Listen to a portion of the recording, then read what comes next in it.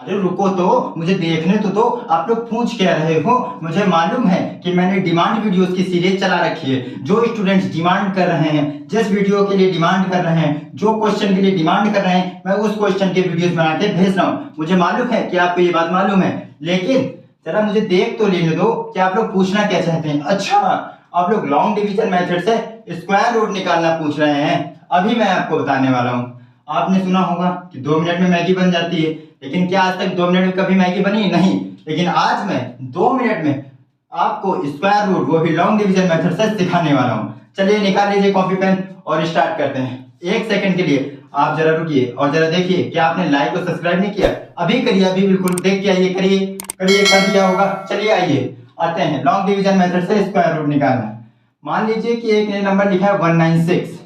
हमें मालूम है, देखिए बच्चा, जैसे ये एक स्कूल है, हमें मालूम है कि ये हमारा घर है। इतनी बात समझ में आती है? बेटा, घर से स्कूल जाने के कई रास्ते होते हैं। घर से स्कूल जाने के कई रास्ते होते हैं, लेकिन आप किस रास्ते से जाते हैं? जिससे आपकी सहेली जाती है। लेकिन यह सहेली का काम नहीं चलेगा। आपको स्क्वायर रूट निकालना सीखना है। स्क्वायर रूट निकालना सीखना है। स्क्वायर रूट निकालने के कई तरीके बताए जाते हैं। एक प्राइम फैक्टराइजेशन मेथड, ऐसे कई तरीकों से स्क्वायर रूट निकालना सिखाया जाता है।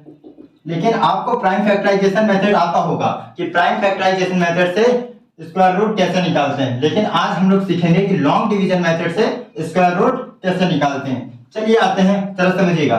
मान लीजिए कि ये 196 है, 196 है, और हमने आपसे कहा कि इसका लॉन्ग डिवीजन मेथड से स्क्वायर रूट निकालना है। सबसे पहले क्या करना है? एक ऐसे लाइन खींचनी है, एक इसके जस्ट ऊपर खींचनी है, और दूसरी लाइन इतनी खींचनी है कि यहाँ पे एक नंबर लिखा जा सके, और फिर यहाँ से एक लाइन और इतनी खींचनी कि यहाँ पे 2 नंबर लिखे जा सके। आप इसे बाद में भी खींच सकते हैं, मन हो तो पहले ही खींच लीजिए। आप समझिए, इसमें पेयर चलता है। क्या चलता है? पेयर। हमेशा राइट साइड से पेयर बनाइए।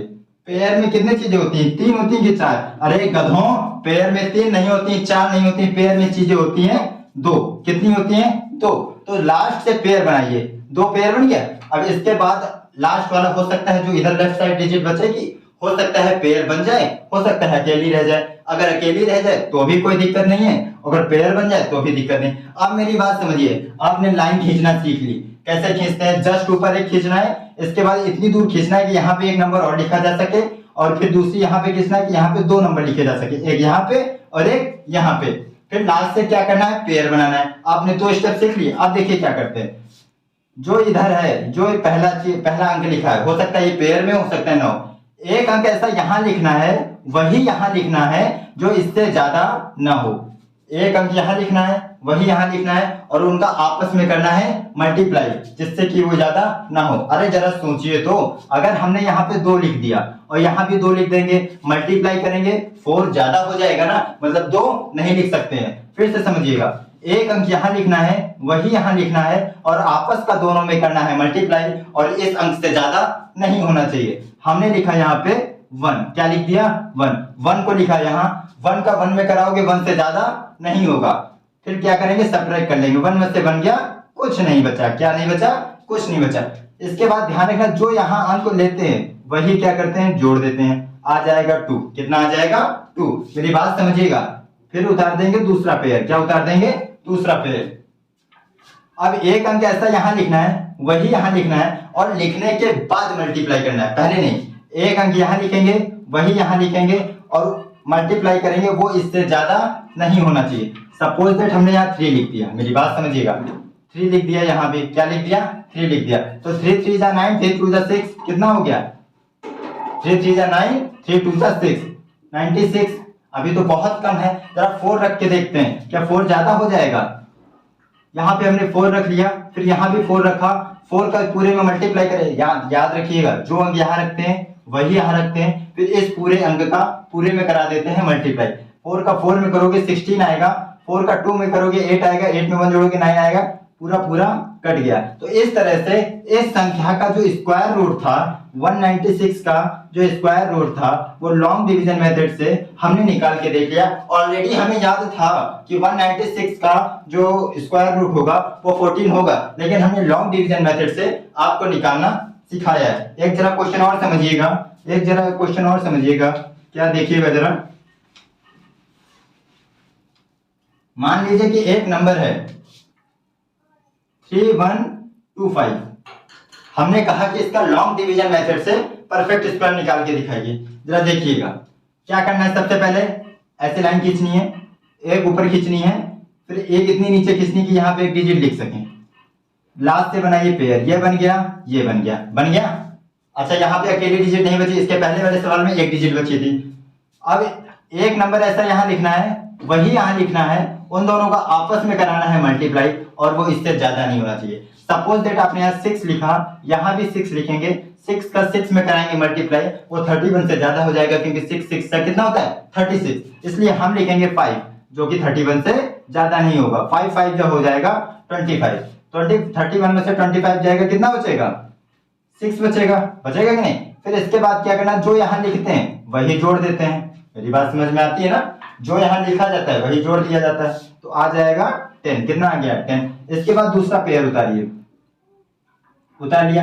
अब एक संख्या यहाँ ऐसे लिखनी है, वही यहाँ लिखनी है, और इससे ज्यादा नहीं होनी चाहिए। क्या नहीं होनी चाहिए, इससे ज्यादा नहीं होनी चाहिए। देखिए अगर आपने यहाँ 5 लिख दिया तो 5 5 जा 25, 5 1 जा 5, कितना बचेगा, 5 में से 5 गया 0, 2 में से 2 गया 0, 6 बना 6। इससे ये समझ में आ गया जो 3125 है ये एक परफेक्ट स्क्वायर नंबर नहीं है, मतलब इसका करेक्ट स्क्वायर रूट निकल के नहीं आएगा। इससे समझ में आ गया कि इससे का करेक्ट स्क्वायर रूट निकल के नहीं आएगा। चलिए इस तरीके से भी सही समझ में आ गई होगी बात ना।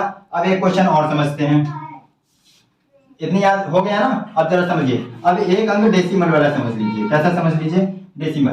सपोज दैट आपका क्वेश्चन है कि 0.9 का लॉन्ग डिवीजन मेथड से क्या करिए कि स्क्वायर रूट निकाल के दिखाइए। हमेशा ध्यान रखना है वैसे ही करना है जैसे करते हैं, जैसे करते हैं वैसे करिए। ध्यान रखना है डेसिमल पॉइंट के बाद आपके सारे नंबर पेयर में होने चाहिए। कैसे होने चाहिए, पेयर में। डेसिमल पॉइंट के बाद ये नंबर पेयर में है नहीं, हम एक जीरो लगा के क्या कर लेंगे, पेयर बना लेंगे। अगर हमें और जीरो की जरूरत पड़ेगी तो फिर हम पेयर में उतारेंगे। लेकिन सपोज दैट, मेरी बात फिर से समझिए, मान लीजिए यहाँ 96 लिखा होता तो ये ऑलरेडी पेयर में, तो फिर हम 2 जीरो उतारते चले जाते। लेकिन अगर सपोज दैट एक अंक लिखा है तो पहले हम उसको पूरा पेयर बना लेंगे, फिर डबल जीरो उतारेंगे। इसमें बच्चों को बहुत कंफ्यूजन होती है, यहाँ पे बच्चे बहुत गलत कर देते हैं। अगर एक अंक है तो एक जीरो उतार के उसे पेयर में बना लीजिए, फिर 2 अंक उतार लीजिए। ध्यान रखिए पॉइंट पहले ही लगा है, पॉइंट पहले लगा देंगे। एक अंक ऐसा यहाँ लिखना है, वही यहाँ लिखना है, और मल्टीप्लाई करें तो इससे ज्यादा ना हो। जरा समझिएगा, 9 का 9 से करेंगे 80 बनाएगा, कितना बचेगा 9 बचेगा, प्लस यहाँ 9 कर देंगे हो जाएगा 18। हमें मालूम है डेसिमल पॉइंट के बाद हमें जितने मन है उतने जीरो उतार सकते हैं। हमने जीरो उतार लिए। एक नंबर ऐसा यहाँ लिखना है, फिर उसका इसमें मल्टीप्लाई करेंगे और वो ज्यादा ना हो जाए। जरा समझिएगा 4 से करते हैं, 4 का करिए, 4 4 जा 16, 4 8 जा 32, 32 में 1 जोड़ेंगे 33, 4 1 जा 4, 4 में 3 जोड़ेंगे 7, 10 से 6 गया 4, 9 से 3 गया 6, 8 से 7 गया 1। इस तरह से डेसिमल पॉइंट के बाद निकलता चला जाएगा, डेसिमल पॉइंट के बाद निकलता चला जाएगा। इसका मान जो आ जाएगा 0.94 आ जाएगा। आई होप आपको लॉन्ग डिवीजन मेथड से स्क्वायर रूट निकालना आ गया होगा। फिर भी अगर कोई डाउट है तो आप कमेंट सेक्शन में बताइए, मैं और बेटर वे में आपके लिए वीडियो प्रोवाइड करूंगा। तब तक के लिए बाय बाय।